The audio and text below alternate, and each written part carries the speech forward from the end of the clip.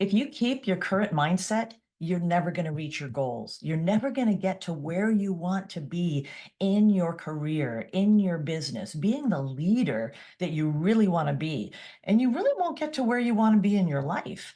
And the mindset that I'm talking about, the mindset that you've got to look at and you've got to shift is one that we all have to. And that is the mindset of judgment. Now, you may say, but I'm not a judgmental person. And sadly, I got to tell you, we are all judgmental people because we are all wired to think negatively. We are all wired to go to the judgmental. And it goes back to our ancestors because the people who stayed alive way, way, way, way back were the ones that when there was smoke, they said there's probably fire there. And so we're going to act like there is fire there and we're not going to go that direction. As opposed to the ones who said there's smoke, you know what? It's probably just a leftover fire that's already gone out. So it's probably fine and we'll keep going. And they got in trouble and they didn't survive. It's a bias that we have built in, and it's built in naturally, and it was built in for survival. So whether or not you feel like you are a judgmental person, we actually all have this sense of judgment because it's a survival instinct. The negative thing about it is that now, the negative thing about this negativity bias is that now we judge everything. We judge our weather, we judge our meals, we judge our appearance, we get on social media and we swipe and we judge and we swipe and we judge, swipe, judge, swipe, judge, swipe, judge.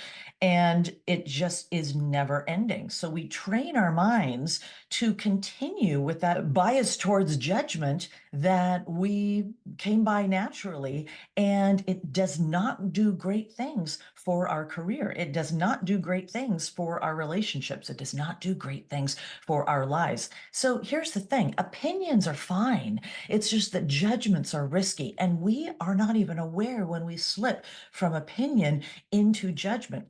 We're not even aware. And so what I'm going to invite you to do is to think about, is to get deep into, how am I not just having opinions, but actually slipping into judgment? Where am I doing that? Where do I need to become aware? And where do I need to do something different so that I can raise my likelihood of being more successful in my career and growing in my leadership role or into a leadership role or into an executive or leading the business role? And certainly be a lot happier and more successful just in my life. There's three ways that we particularly judge that I'm going to caution you against. Let's take a look at those so you can avoid them, so we can make different plans. The first way we judge ourselves. We judge ourselves in terms of our choices. We look back and we look back with regret. And we look at, okay, I did that and now it's led to this and I'm not happy with that. So what was wrong with me? Why did I go that direction? We judge ourselves in terms of what we've done in the past. And then we judge ourselves for where we are presently. We judge our success. We judge our income. I had a client who absolutely judged himself with, he said, so Mim, I've got all these other people, we all came up at the same time. They've all gotten to this level in their career. They've all been promoted this many times and gotten to that level. Why haven't I gotten there? Why don't I have that job title? And he was judging himself for that. We judge our lifestyle. We look at our lives, we compare ourselves to others, and we say, financially, I'm not where I should be or that others are, and I'm comparing myself. We judge our family. Maybe there's things that are going on in our family and we look at others and we say, gosh, aren't they the perfect family? And why aren't we the perfect family? We judge our health, we judge our lifestyles, and we judge our appearance. We judge our bodies. We judge everything on our appearance. We judge our insides, we judge our outsides, and then we judge our capability. We say, you know what? I'm not fully satisfied with what I've got. Maybe I'm very dissatisfied with what I have.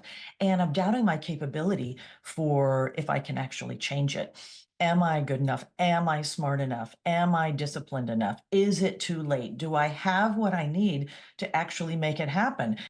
And you say, how many times have I made those New Year's resolutions and I didn't follow through with them?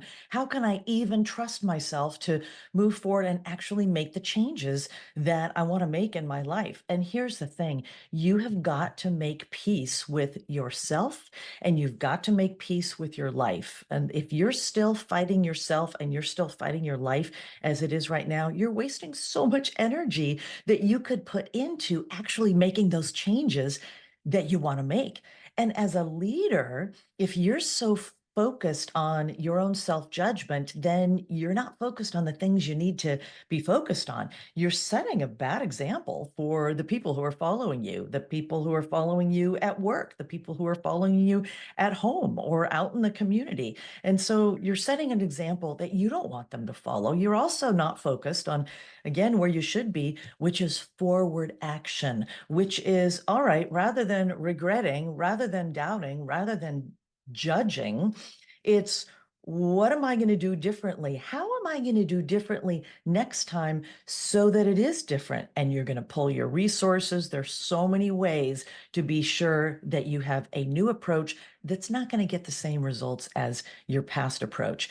Your job as a leader is to look at the vision, is to set the priorities, is to create that forward action and to lead other people towards it and to help other people towards it. So it's pretty much a relief when you let go of the self judgment, because then you can be focused on the things that are productive, that are actually your job, that make you happy, and also make you more successful. The second way we judge, one of the things that we really know is that we're in a very judgmental culture where people judge other people. We're out there judging each other. And even if we say, I'm not a judgmental person, I don't know what they're talking about. I don't judge people. We all judge people. You open your eyes, you wake up in the morning, and it's your family. And you get out there, it's your friends, it's acquaintances, it's strangers, it's people in the public eye. Everyone has an opinion, but they go further than just opinions. They go into judgments. And you've got these people that you observe their behavior and you see, well, why did they do that? They should never have done that. That's ridiculous that they did that. And you go immediately into judgmental behavior. A friend of mine shared with me that her mother told her when she was a child, said, you'd be a lot happier if you weren't so judgmental. Something that just even as children, it's this natural thing that we fall into, that comparison thing. And we have this bias towards, I've got to protect my psyche. I've got to protect my own self-esteem. So I'm going to judge that I'm doing it right and they're doing it wrong. That shows up in different shapes and forms, but that's what a lot of us do. And so she learned early on. First, she thought, what is she talking about? But she never forgot it, which is why she shared it with me as an adult, that judgment doesn't really serve. It doesn't help us to focus on the things we need to. And it also definitely doesn't make us happy. And if we are leaders, it's setting a bad example for other people. When we judge people in the public eye, whether it's a celebrity or whether it's you're someone who's like the chairman of your board or your CEO, whether you know them or not, there's certainly a level at which you don't know them. And you see something they do and you judge it. You never know what's going on. You never know what's going on behind the scenes. And so, this idea of judging what other people are doing is one that's going to be oftentimes off base, as well as, again, keeping you from the wrong focus and making you less happy. So instead, you want to give grace. You want to give the benefit of the doubt. You want to see what other people do and not necessarily judge it immediately, but to allow for there may be things going on that you just didn't know about. And you got to take that into account. I'm not saying that we excuse people's behavior. That's not what this is. It's simply that reserving judgment is a wise move, and give some time until you can gather more information if it's something that you do need to gather information about. And otherwise, if it's someone in the public eye and it's not something that pertains to you, you gotta let it go. You gotta realize it's not your job. It's not your job to be out there judging people. And I believe that's what my friend's mother was talking about when she said, it's really not your job to be judging people. You should be enjoying your childhood. You should be this happy child rather than this judgmental child. And of course, if you're a leader, you want to focus on leading rather than on judging and setting that great example for your team. The third way we judge our situation like nobody's business. We judge our past. We judge our present. We judge our future. And the judgment of the past is filled with regrets. The judgment of the present is filled with comparison. The judgment of the future is the fear of the what ifs, living in the what ifs and living in the worst case scenario. I'm not saying that we should not prepare for rainy days, but living there fully all the time when you don't know. It's like Mark Twain said, I've worried about a lot of things in my life, and most of them never happened. We worry about things, we judge things. So, for example, at work, someone didn't call you right back, and let's say it's a high stakes conversation. It's something that you need to be at your best in. And you think, well, are they ignoring me? What's happening? Gosh, what a jerk. And then you uncover some information that is going to really help you in that call when you do connect with them. And then you're so thankful that they didn't already get back to you because now you get to use this information and you get to really shine in that call, make better decisions, have a better discussion in that call. So now when you have it, you're going to be more successful. So the judgment goes away because you're filled with gratitude. Whereas we didn't really need to have that judgment in the first place. At home, plans fall through and you're disappointed. And then you hear about an accident that was on the freeway or the highway that you were going to take to go to those plans. And so first you judge, oh, how disappointing. And then you went to, oh my goodness, I'm so grateful. So holding things immediately in judgment as opposed to just hold it all lightly is so helpful because I'm guessing you've had that experience where you went to that immediate judgment and then you realize later, wow, I sent myself on this emotional roller coaster of judging the situation, maybe judging myself, maybe judging other people.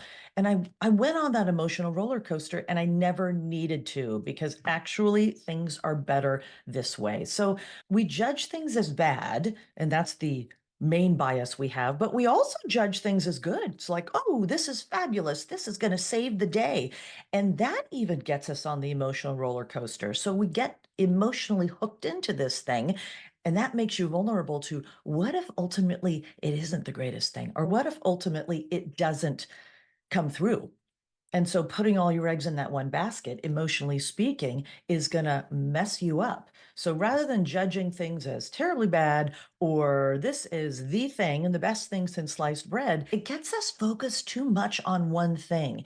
First, for example, rather than saying this is the thing we're going to do, we got to do some good brainstorming so that we can make balanced decisions rather than just snapping to that immediate judgment of let's do this.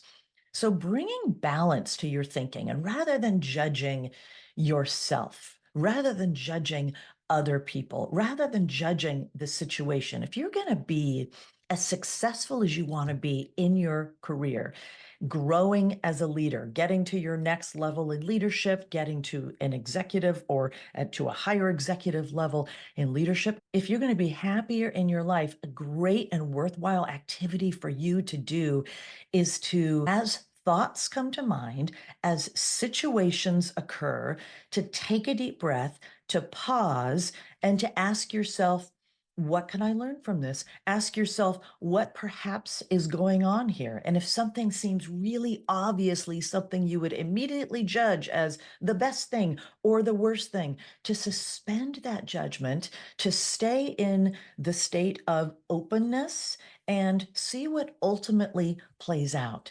You'll be a better leader. You'll be more likely to rise in your effectiveness in your career as a leader in an organization or as the leader. You run your own business, perhaps, or as the leader in your family.